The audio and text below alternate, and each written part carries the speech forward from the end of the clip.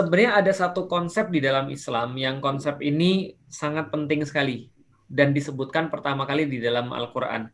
Allah sampaikan di dalam Al-Quran, Zalikal kitabu la raiba fi hudal lil muttaqin. Kitab ini tidak ada keraguan di dalamnya, menjadi huda, menjadi petunjuk bagi orang-orang yang bertakwa. Siapa itu orang yang bertakwa? Alladzina yu'minuna bil ghaib, yaitu adalah orang-orang yang mereka ini percaya pada yang gaib. Dan ini penting banget di dalam Islam. Ini penting banget di dalam kehidupan kita. Kenapa? Karena kalau kita lihat kehidupan itu senantiasa pasti, hampir pasti orang akan bilang nggak adil kalau seandainya mereka nggak percaya tentang akhirat. Contoh misalnya, kemarin pas lagi rame-ramenya ada pembunuhan di New Zealand itu, kalau masih ingat ya, ada sekitar berapa yang meninggal ya, hampir 50 ya kalau nggak salah yang meninggal, itu meninggal ditembakin secara sadis, brutal gitu kan ya. Lalu kemudian orangnya ketangkep, dan ketika ketangkep, hukuman apa yang paling berat yang ditimpakan pada orang yang membunuh secara brutal? Ya hukuman paling berat ya hukuman mati. Tapi sehukum-hukumnya mati, ya tetap aja mati cuma sekali.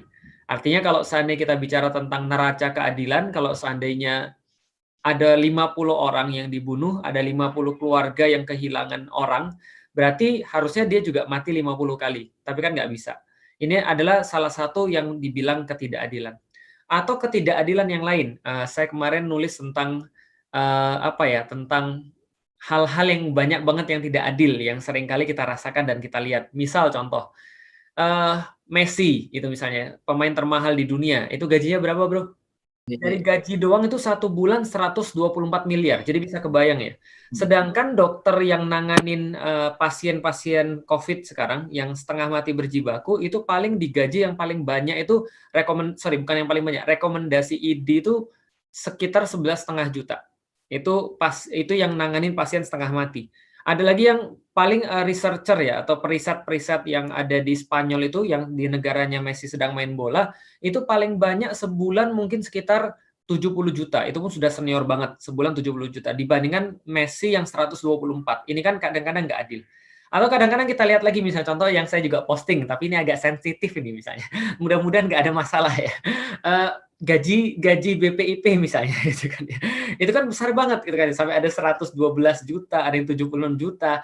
Sementara ada orang yang berjibaku, yang kerjanya jelas lebih berat, jelas lebih susah, dan mungkin mempraktekkan Pancasila secara langsung dan secara konsekuen, tapi mungkin cuma berprofesi sebagai seorang ojek online misalnya. Atau dalam perkara-perkara yang lain misalnya, ada banyak hal yang kita lihat ketidakadilan di depan mata.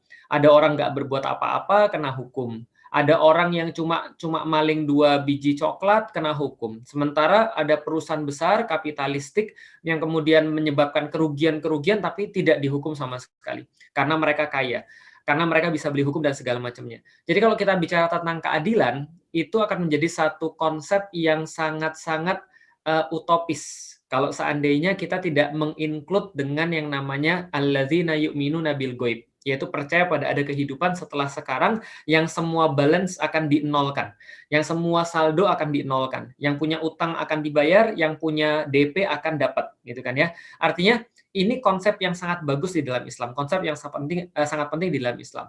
Karena itulah berkali-kali di dalam Al-Quran Allah sampaikan hidup ini cuma kayak fata morgana.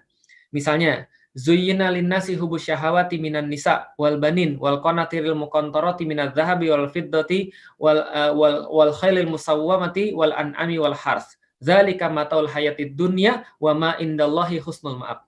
Jadi wallah indahu husnul ma'ab.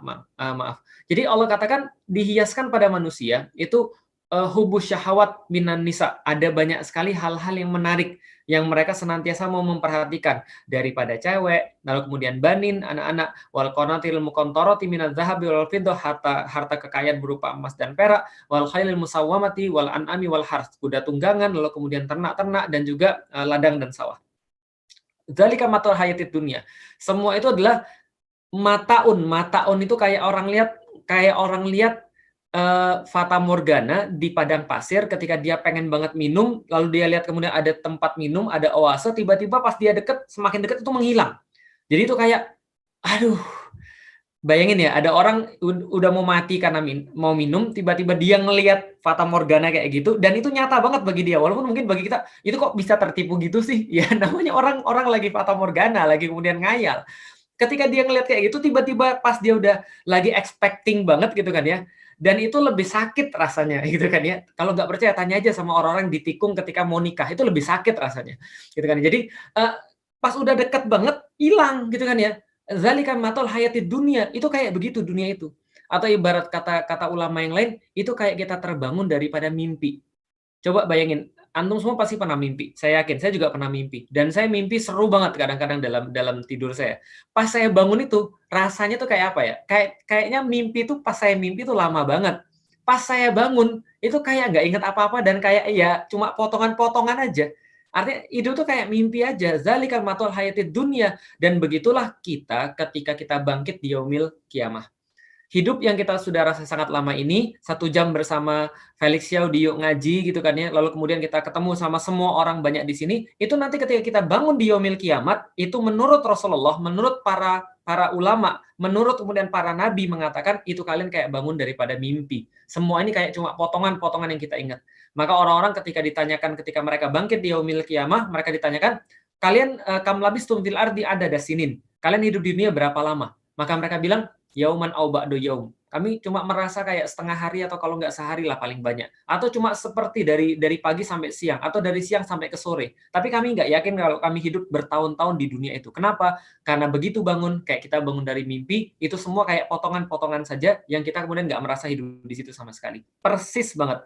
Dan selain itu, yaumil kiamah terbentang di depan mata, menurut satu dalil dikatakan 50.000 tahun, menurut yang lain dikatakan lebih panjang daripada itu. Yang jelas kita semua dalam keadaan merasa bahwa dunia ini sangat sangat singkat dan sangat sebentar sekali.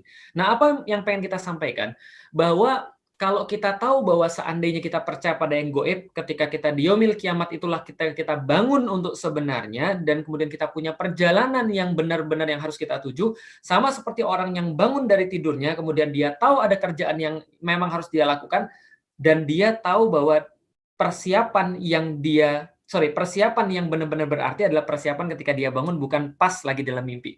Di dalam mimpi Anda bisa menjadi apa saja, tapi pas Anda bangun, itulah Anda sesungguhnya. Di dunia ini Anda bisa jadi apa saja, tapi nanti di akhirat, nanti di yaumil kiamat, itulah keadilan yang sesungguhnya. Nah, karena itulah keberadaan para orang-orang yang berdakwah di jalan Allah itu ibaratnya kayak orang-orang yang kayak kalau di film Matrix itu kayak Morpheus. Nah, kalau zaman sekarang kayak Mas Cahyo gitu kan ya, dia bawa pil, mau pil merah atau pil biru gitu kan ya. Kenapa? Karena dia sudah ngelihat di ujung daripada programnya.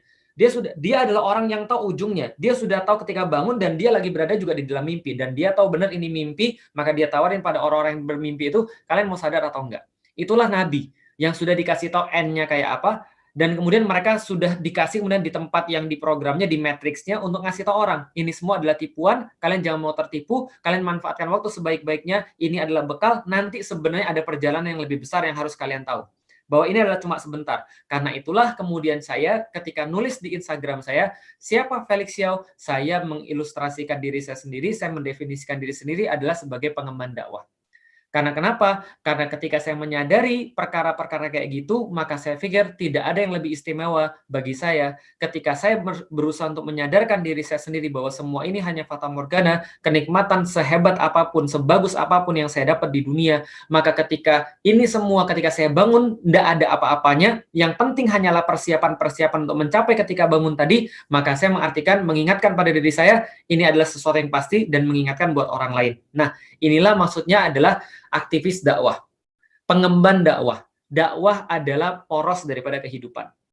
Dan enaknya apa? Kalau orang sudah punya tujuan hidup, sudah punya definisi hidup, sudah punya deskripsi dalam hidup dia, maka apapun menjadi berarti dan apapun jadi menarik. Contoh, saya tahu saya harus ngumpulin duit dan duitnya untuk apa. Ketika saya punya waktu luang, saya tahu waktu luang saya untuk apa. Ketika saya bangun, saya tahu bangun saya ini untuk apa. Dan ketika kemudian saya bangun, saya tahu saya harus mikir apa. Saya harus mikir bagaimana caranya buat materi lebih bagus, buat tulisan yang lebih bisa dinikmati, lebih banyak menyadarkan orang, lebih cepat menyadarkan orang, dan lebih bisa mengarahkan orang pada kebangkitan Islam, menyadarkan sebanyak mungkin orang agar mereka bersiap-siap untuk ketika bangun tidur nanti. Mereka tidak disibukkan dengan fata morgana, kalau mereka mau menikmati, menikmati seadanya saja. Ketika mereka kemudian menikmati semua itu, mereka juga tidak lupa bahwa itu semua hanya persiapan untuk menuju kepada yaumil akhir tadi, yaitu adalah yang dikatakan alladzina yu'minuna bil ghaib tadi. Nah, inilah kemudian tentang masalah dakwah. Nah, setelah itu baru masuk. Itu adalah faktor yang paling utama. Ketika orang sudah tahu faktor yang paling utama, maka segala sesuatu itu bisa diarahkan ke sana. Maka ketika dia punya istri, maka istrinya diarahkan untuk menjadi bekalnya di yaumil kiamah. Istrinya dijadikan bekal untuk menuju kepada sesuatu yang perkara-perkara goib, seperti keridhaan Allah, seperti kemudian yaumil kiamah, seperti kemudian surga dan neraka, dan segala macamnya. Ketika dia punya istri, bukan berarti ketika dia mensifati dirinya adalah makhluk akhirat, bukan berarti dia harus kemudian kasar pada istri, atau bahkan tidak untuk beristri, atau bahkan kemudian membujang. Seperti yang dilakukan oleh beberapa orang-orang yang beragama. Mereka mengartikan, oh kalau kita beragama, kalau kita fokusnya pada akhirat, berarti kita tidak lagi untuk disibukkan dengan wanita. Widih, gitu kan ya. Berarti kita tidak perlu menikah. Berarti kita tidak perlu untuk punya anak. Berarti kita tidak perlu untuk berkeluarga. Islam nggak memandang begitu. Kenapa? Kalau kamu sudah beres bahwa kamu mengakui alladzina yu'minuna bil ghaib, kalau kamu sudah beres kamu mengakui bahwa kamu akan dibangkitkan dan akan dipertanggungjawabkan, akan kembali pada Allah, maka kamu akan bisa menikmati dunia ini, istrimu sebagai jalan bagimu untuk kebaikan. Anakmu menjadi jalan bagimu untuk kebaikan. Maka saya menjadikan keluarga saya sebagai keluarga dakwah. Menjadikan cinta di antara keluarga sebagai cara untuk menunjukkan bahwa berislam itu nggak berarti harus kaku. Berislam itu juga berarti punya family goals, punya relationship goals, dan segala macamnya. Karena Rasul kita pun mencontohkan seperti itu. Bahwasanya ketika dia berislam, harusnya dia menjadi yang paling baik pada istrinya. Dia menjadi paling baik bagi keluarganya.